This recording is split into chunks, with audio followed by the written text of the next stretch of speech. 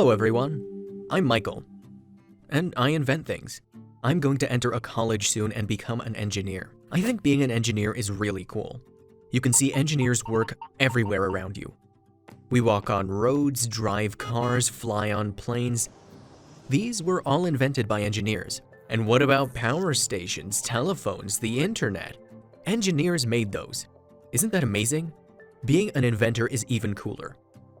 Many years ago, Jules Verne's story seemed incredible. And now we have submarines, and they are no longer something we get surprised with. People living by the sea or ocean often see them. As for unforgettable Leonardo da Vinci's inventions, I can't even describe my feelings about those. He invented so many things that we use on a daily basis now. Each of his inventions is a miracle. I love reading his works. I dream about visiting the Leonardo da Vinci Museum in Florence. Being an inventor is actually very difficult. It is hard work which people don't usually understand, even the people you're closest to. My father is a military officer and my mother is a teacher. They know exactly how things should be, how people should live, and that people should follow the rules.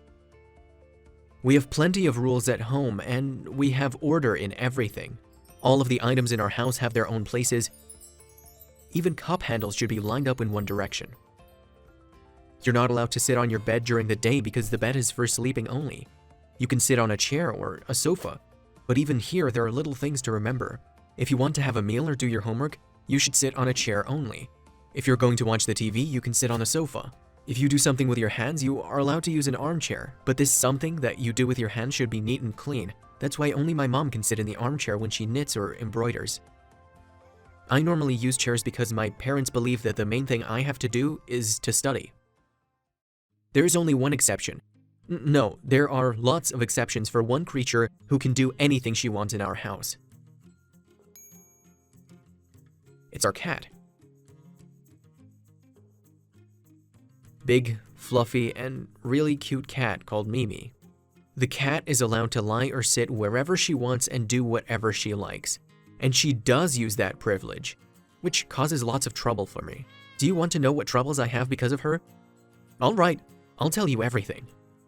I began inventing things long ago, probably since I was born. When I was little, I could make a pipeline with pasta, connect various parts of toy cars to create something new. My parents never encouraged this. On the contrary, they scolded me for it. Dad forced me to dismantle my inventions and return things to what they had initially been. However, I didn't take it personally. Somehow I realized that they just didn't see what I saw, and I couldn't blame them for that. I always hoped that they would see the miracle in my inventions and understand why it was so important for me. As I grew up, I needed more and more new parts. I began picking up all sorts of interesting objects outside, in the kindergarten, then at school, took those from friends and brought all of them home. My parents scolded me and said that I collected garbage. My mom threw things out, but I wasn't upset about that, as I could always find new pieces. I have a weakness. I love to eat. I can't think when I'm hungry. My dad hated watching me bring stuff home, so he made up his mind to deprive me of desserts and snacks. The parents took away all sweets and fruits from the kitchen. They even installed a sensor on the fridge that sounded each time the door of the fridge was opened. It was really hard. I suffered and waited for meals impatiently. I tried to eat as much as I could and put food into my pockets so that I could take it to my room. But Dad soon started to check my pockets and take all the food away. My mom noticed that I ate a lot, so she reduced my portion by half. Some days were unbearable. I didn't have spare parts that I needed and I didn't have enough food. I was starving both physically and emotionally. On such days, I read a lot. So, I learned that many inventors suffered and were rarely understood. I knew that I couldn't give up, that I had to keep pursuing my dream. As time passed, I became craftier. I stopped bringing spare parts to my room. Instead, I hid those in the attic, and when my parents were busy, I crawled out of the bedroom window and took all the items to my room. In addition, I convinced my parents that sounds of nature helped me to concentrate on my studies. So I turned on tracks with sounds of nature and worked on new mechanisms without being afraid of attracting too much attention because of the noise I made. The most useful were the sounds of rain. So things were getting better for me, but I still starved. I dreamt of pies and roast beef. However, I never complained to anybody because my parents could get punished for mistreatment. One day, I returned from school and saw Mimi playing with a round item. I was shocked. It was a ball bearing. Mom caught the cat and took the item, and of course she told my father about it. He was furious. He searched my room and found nothing, but he decided it would be a good idea to deprive me of dinner for the whole week. It was awful, and it was Mimi who I blamed for this. In the evening, while my parents were having dinner, I was watching TV. I saw an advertisement about cat food. The woman was saying that it was useful and contained all the ingredients a cat's body needed. Suddenly, I had a brilliant idea.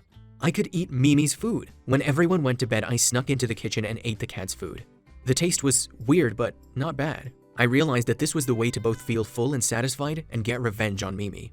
So, from that night on, I ate Mimi's food. Mimi was always hungry and meowed loudly. My father thought she was sick, so he took her to the vet, but the vet couldn't help and just said that all cats were voracious and that there was nothing abnormal about it. After that, Mimi's portion doubled. I won. I wasn't hungry anymore and I could design and create things. I hid my inventions in the attic. There were plenty of them. I was happy. My dad searched my room on a regular basis but couldn't find anything. However, he continued to keep me away from dinner. I was okay with that. Although Mimi's food wasn't really delicious for me, I didn't care. I could create, and that was the only thing that mattered. I made drawings, created mechanisms, and waited for the moment I could show my inventions to the world. And that day came. The school announced a competition. We had to make something extraordinary, and it was physics and mechanics that our works had to be based on. It was my day. Early in the morning, I went to the attic and took the most interesting and innovative mechanism I had ever invented. I brought it to school. My parents didn't go with me. They believed that I had stopped making things. It was an amazing day. I got first prize. My mechanism was considered the best. I was delighted.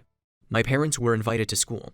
The headmaster congratulated them on my victory and thanked them for such a smart son. My father was boiling over with rage. I hadn't obeyed his instructions. Mom was upset. He asked me where I kept all the stuff and said that he hadn't given his permission for bringing garbage home. I was devastated. It was over for me.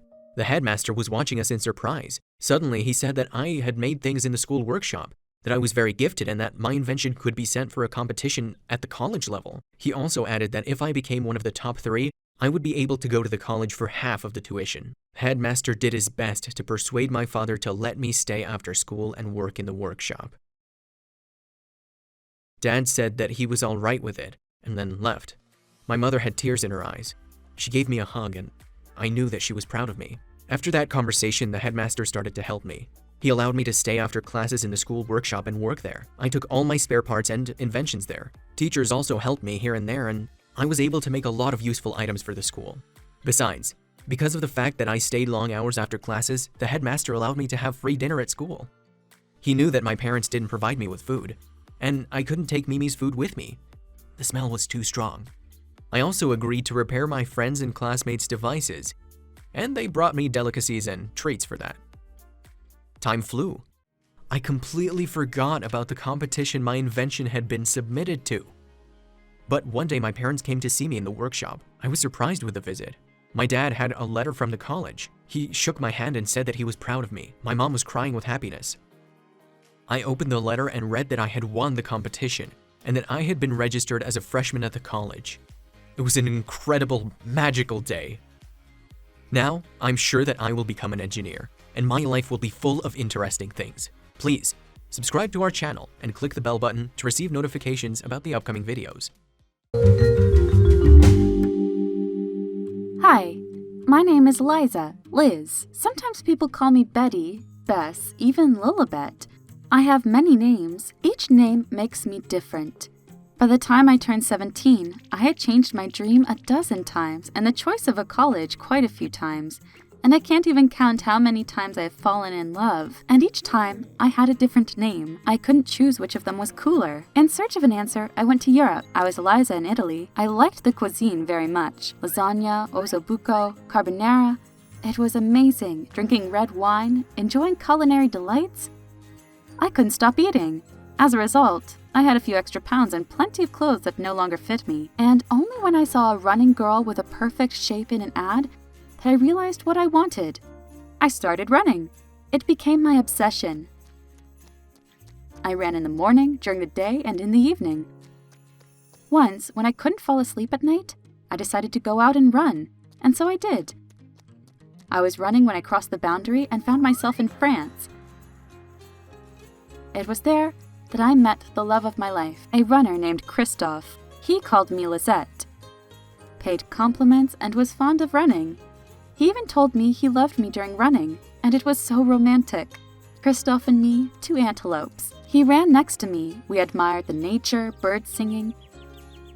I listened to his poems about love, and at a certain moment, I lost sight of him. I looked for him in parks, on mountain paths, beaches, but he wasn't there. He disappeared. I had a breakdown. I felt so much pain in my soul, I stopped running. When I was in the airport, I saw a huge billboard with an ad. So I bought a ticket, and soon I was among Hindu monks. India. My name was Lilavati. I was fascinated with the sounds of music for meditation, bells, sitars, drums. But when I heard flute, I began crying, and I couldn't stop it. Oh my God, how much light and purity was in that sound. I lived in a community, meditated, and cried. I cried during praying, sleeping, talking to a guru. The guru listened to me, to my words that expressed my love to God. I told him I finally found the sense in my life. I wanted to devote my life to the service of God. The guru looked dissatisfied with me. Then he said a few words and ran away. I asked the other monks to translate those words. They all had smiles on their faces. Then one of them translated, "Don't be a fool. Eat, pray, love." So that was it. It is what I do. Eat, love, pray, all my life. What was the idea? What did he really mean? Why didn't he or they explain it to me? I was asked to leave. Monks got tired of me and wanted to continue meditating. I returned to my hometown and resumed my study, but the guru's words stuck in my head. I thought about them for a long time. I believed they had to have a deeper meaning. What do you think the monk meant? By the way, what name is the coolest? Elizabeth, Alice, Bettina, Liza, or maybe Elizabetha? If you like the video, please click the like button and subscribe, and leave your comment. Well, you understand what I mean.